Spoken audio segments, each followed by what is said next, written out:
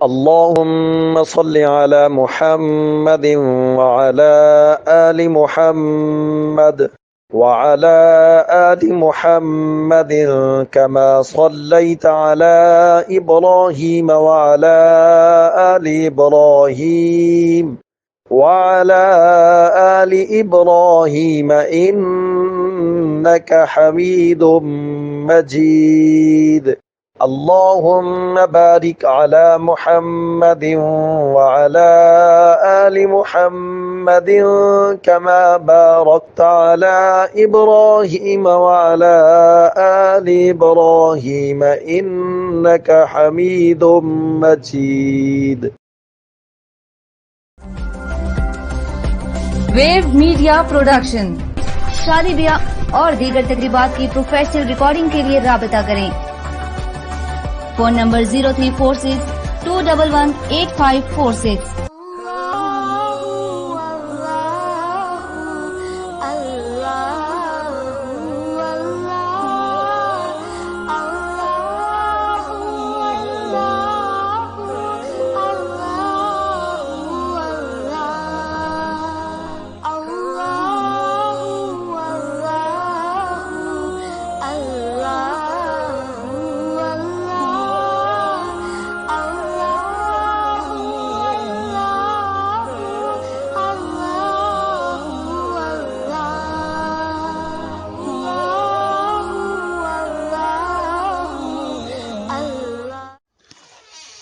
السلام علیکم ورحمۃ اللہ وبرکاتہ. آج جو ہم حدیث پڑھیں گے اس کا عنوان ہے آخری زمانہ کی حالت. اللہم صلی علی محمد وعلی آل محمد کما صلیت علی ابراہیم وعلی آل ابراہیم انک حمید مجید. اللہم بارک علی محمد وعلی آل محمد کما بارکت علی ابراہیم وعلی آل ابراہیم انک حمید مجید. عن جابر بن سعید ان عبداللہ بن مسعود رضی اللہ تعالیٰ عنہ قال للانسان انک فی زمان کثیر فقہاء قلیل قراء تحفظ فی حدود القرآن وتضیع حروفہ قلیل من یسأل کثیر من یؤتی کثیر من یؤتی یطیلون فیہ الصلاۃ ویکثرون الخطب او کما قال علیہ الصلاۃ والسلام. اللہم صلی علی محمد وعلی آل محمد کما صلیت علی ابراہیم وعلی آل ابراہیم انک حمید مجید. اللہم بارک علی محمد وعلی آل محمد کما بارکت علی ابراہیم وعلی آل ابراہیم انک حمید مجید. رب اشرح لی صدری ویسر لی امری واحلل عقدۃ من لسانی یفقہوا قولی واجعل لی وزیرا من اہلی آمین یا رب العالمین. خواتین و حضرات، جو حدیث اب ہم پڑھنے لگے ہیں، آخری زمانے کے اندر کیا حالات ہو جائیں گے وہ بیان کیے ہیں رسول اللہ صلی اللہ علیہ وسلم نے. اس حدیث کو پڑھتے ہوئے ہم کچھ جائزہ لیں گے کہ کیا آج وہ زمانہ آ تو نہیں گیا جس کے بارے میں رسول اللہ صلی اللہ علیہ وسلم نے فرمایا تھا. یحییٰ بن سعید رحمہ اللہ بیان کرتے ہیں کہ عبداللہ بن مسعود رضی اللہ تعالیٰ عنہ نے ایک آدمی سے فرمایا کہ تم ایسے زمانے میں ہو جس میں قرآن مجید کے سمجھنے والے زیادہ ہیں. ہر کوئی قرآن مجید سمجھتا ہے، اور معلوم ہے یہ تابعی ہیں تو ان کے پاس صحابہ کی کثرت تعداد تھی.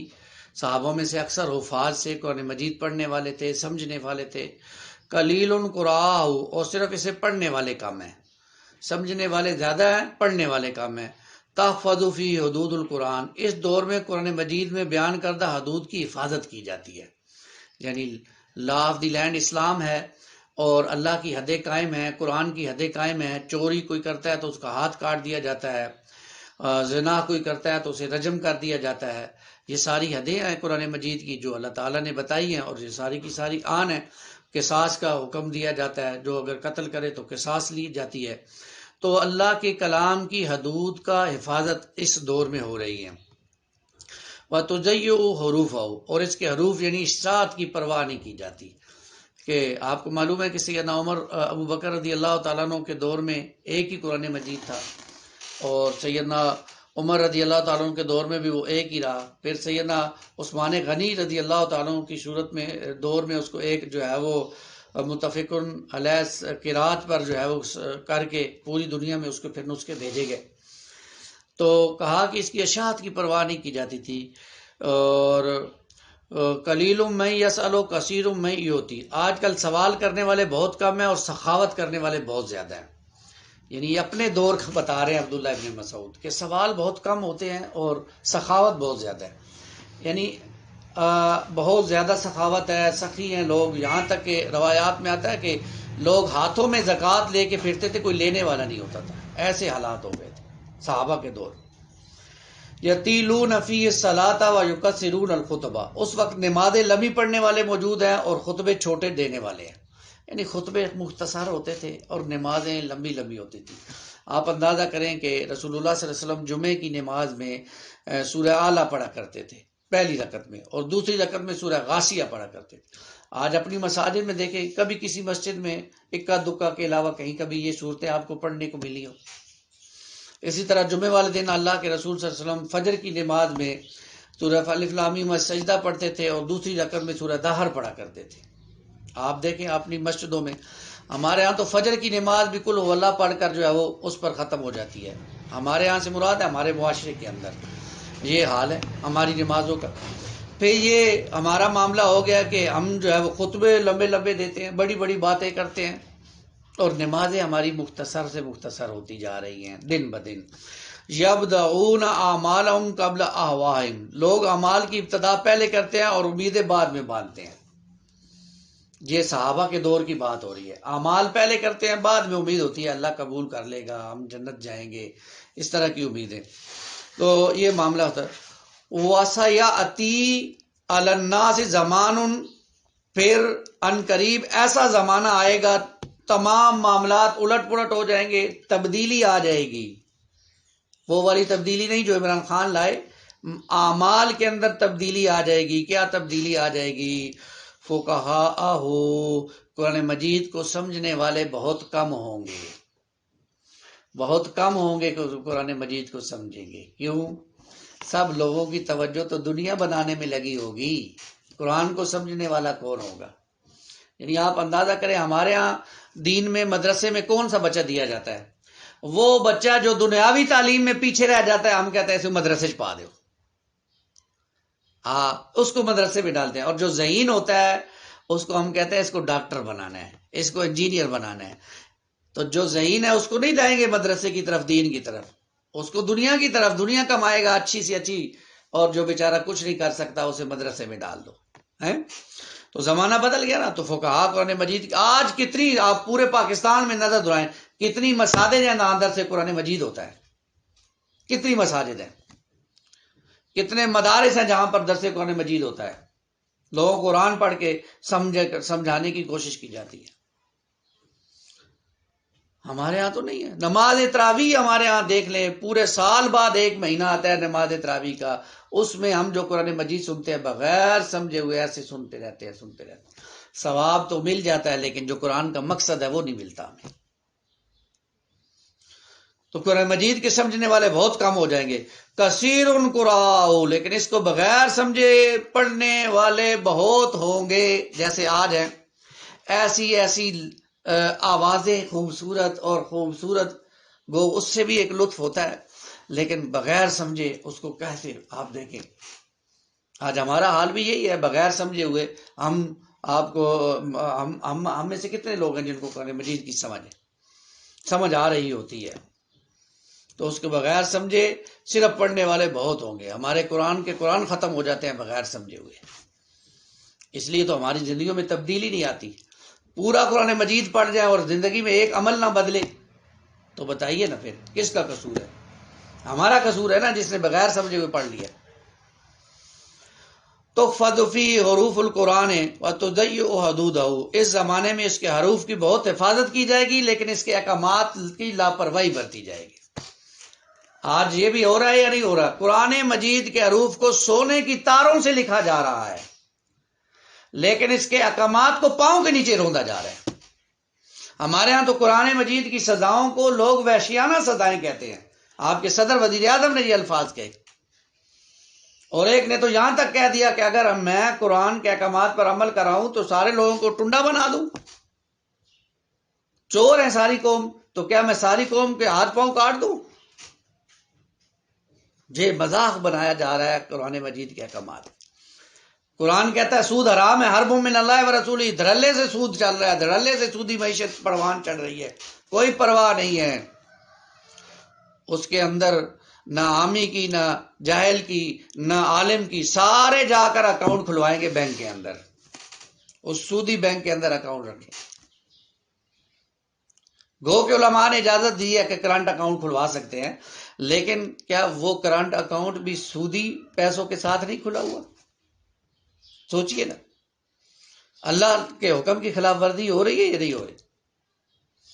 تو اس زمانے میں حروف کی بہت حفاظت ہوگی، لیکن اس کے احکامات پر لاپرواہی برتی جائے گی۔ کثیر من یسأل قلیل من یؤتی، مانگنے والے بہت ہوں گے اور دینے والے کم ہوں گے، سوال کرنے والے بہت زیادہ ہوں گے اور دینے والے بہت کم ہوں گے۔ آج یہ کیفیت ہے یا نہیں؟ ہر دوسرا انسان مانگنے والا ہے، ہر دوسرا انسان مانگ رہا ہے، اور جو سورہ طٰہٰ میں آتا ہے قرآن سے اعراض کا نتیجہ بھی یہی بتایا نا اللہ تعالیٰ نے، وَمَنْ أَعْرَضَ عَنْ ذِكْرِي فَإِنَّ لَهُ مَعِيشَةً ضَنْكًا، جو کوئی میرے ذکر قرآن سے اعراض کرے گا میں اس کی معیشت کو کم کر دوں گا، تنگ کر دوں گا۔ آج یہ ہماری کیفیت ہے۔ یطیلون فی الخطبۃ ویکثرون الصلاۃ، اس دور میں خطبے لمبے لمبے ہوں گے لیکن نمازیں چھوٹی رہ جائے گی، جیسے ہماری ہیں چند منٹی نماز۔ اب تو آپ کسی سے پوچھے بھائی نماز تراویح کدھر پڑھی، کتنی ٹائم لگا؟ او جی ہم نے تو 35 منٹ میں مکمل کر لی۔ 35 منٹ میں جس شخص نے 20 رکعات بھی پڑھا دی اور پورا پارہ بھی پڑھا دیا، بتائیں اس نے کیا پڑھا ہوگا؟ یعنی 1 منٹ بھی ایک رکعت پر لگائیں تو 20 منٹ تو یہ لگ جاتے ہیں، صرف سورہ فاتحہ کی تلاوت کی جائے سکون کے ساتھ، پھر سجدے ہیں، پھر رکوع ہے، پھر اس میں بیٹھنا ہے، تشہد ہے، 35 منٹ میں پورا پارہ ختم کرا دیا۔ کیا سمجھ آئی ہوگی کسی کو؟ اس بیچارے کو خود بھی سمجھ نہیں آئی ہوگی جس نے پڑھایا ہے کہ میں کیا پڑھ رہا ہوں۔ یہ حالت ہے ہمارے یہاں، نہ پڑھانے والے کو پتا ہے کہ میں کیا پڑھ رہا ہوں، نہ پڑھنے والے کو پتا ہے کہ میں کیا سن رہا ہوں۔ بھائی یہ تو پتا ہے کہ اللہ کا کلام ہے، لیکن یہ نہیں سمجھ آ رہی کہ کیا پڑھا جا رہا ہے۔ یہ حالات ہیں آج ہمارے، نمازیں چھوٹی سی چھوٹی اور جناب اس کے خطبے لمبے لمبے ہو رہے ہیں۔ یبدؤون فی اہواہم قبل اعمالہم، اور لوگ امیدیں اور خواہشات پہلے باندھیں گے، عمل بعد میں کریں گے، بلکہ یوں سمجھے کہ عمل کریں گے ہی نہیں، جیسے ہماری آج حالت ہے۔ اعمال سے غافل ہوا مسلمان، بنا کے تقدیر کا بہانہ، پتہ نہیں ہے نام کیا دوں، خدا فریبی یا خود فریبی، کیا نام دیں ہم اس کو؟ آج اعمال سے ہم غافل ہیں یا نہیں ہیں؟ اور اعمال کو کوئی اہمیت ہی نہیں دیتا، جبکہ اعمال بڑی اہمیت والی چیز ہے۔ آپ دیکھیں قرآن مجید میں ہر جگہ پہ آئے گا آمنوا وعملوا الصالحات، آمنوا وعملوا الصالحات، اور عمل سے زندگی بنتی ہے، جنت بھی جہنم بھی۔ اعمال کی بڑی اہمیت ہے، اللہ کے ہاں جانچے جائیں گے، پرکھے جائیں گے۔ آج ہمارے پاس کیا ہے؟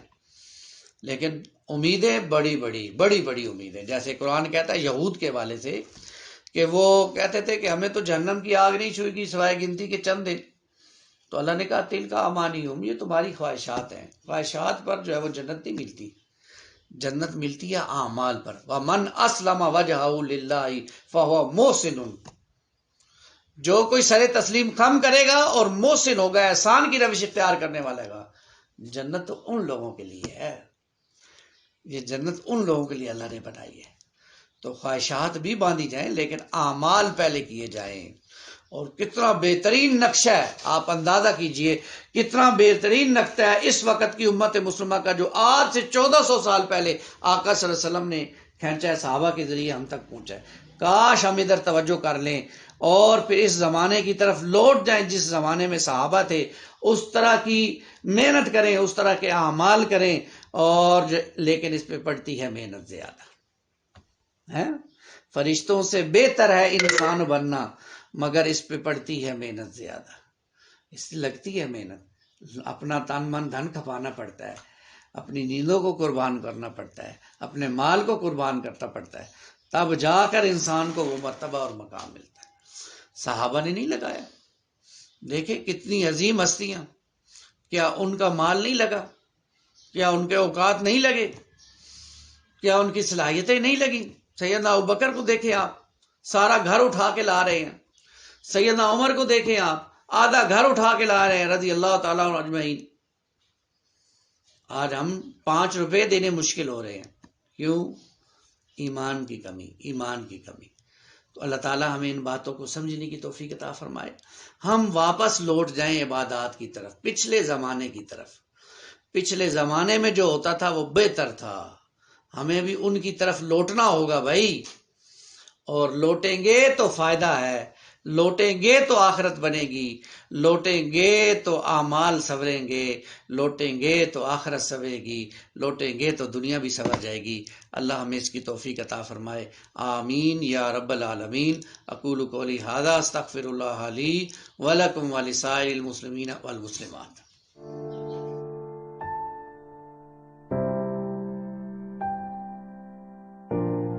HFC خوبصورت فیملی ہال کے ساتھ، سب کچھ آپ کی پسند، ہوم ڈیلیوری کے ساتھ